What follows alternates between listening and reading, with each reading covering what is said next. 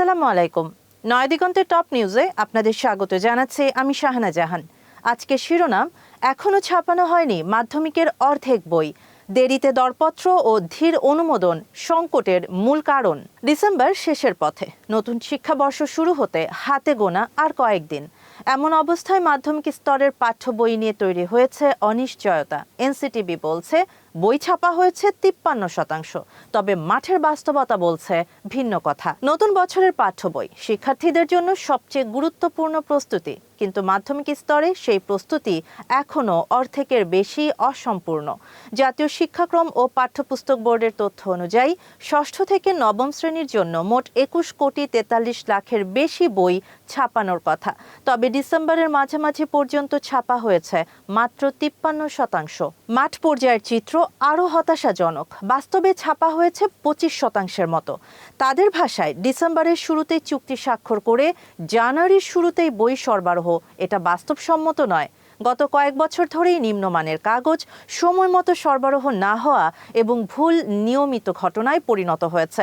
Press মালিকরা জানান, 4 December এসে চুক্তি করলে সময় মতো বই দেওয়া সম্ভব না। এই গতিতে গেলে অনেক বই ফেব্রুয়ারিতেই শেষ হবে।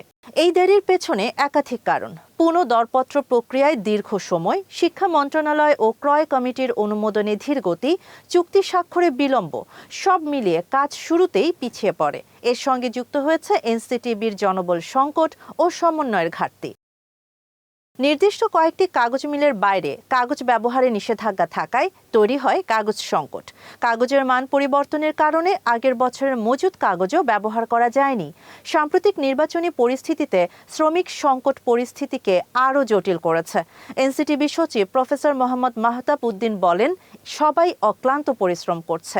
জানুয়ারির 1 তারিখে সব বই না গেলেও 2 থেকে 3 সপ্তাহের মধ্যে শিক্ষার্থীদের হাতে পৌঁছে যাবে। তবে বিপরীত চিত্র প্রাথমিক ও প্রাথমিক স্তরে। শিক্ষা মন্ত্রণালয়ের দাবি, এই স্তরের সব পাঠ্য বই শতভাগ মুদ্রণ ও বিতরণ সম্পন্ন হয়েছে। নতুন শিক্ষাবর্ষ শুরুর আগেই প্রায় 8.5 কোটির বেশি বই প্রস্তুত করাকে বড় সাফল্য হিসেবে দেখছে সরকার। প্রতি বছর একই সংকট। সমস্যা প্রযুক্তিতে নয়, মূলত পরিকল্পনা ও সময় ব্যবস্থাপনায়। সময় মতো দরপত্র, অনুমোদন আর সমন্বয় নিশ্চিত না করা হলে প্রাথমিক স্তরের পাঠ্য বই সংকট প্রতি বছরই ফিরে আসবে। আর সময় মতো বই না পেলে সরাসরি ক্ষতিগ্রস্ত হবে শিক্ষার্থীরাই। এখন দেখার বিষয়, কত দ্রুত এই সংকট কাটিয়ে উঠতে পারে সংশ্লিষ্ট কর্তৃপক্ষ। শাহানা জাহান, নয়াদিগন্ত।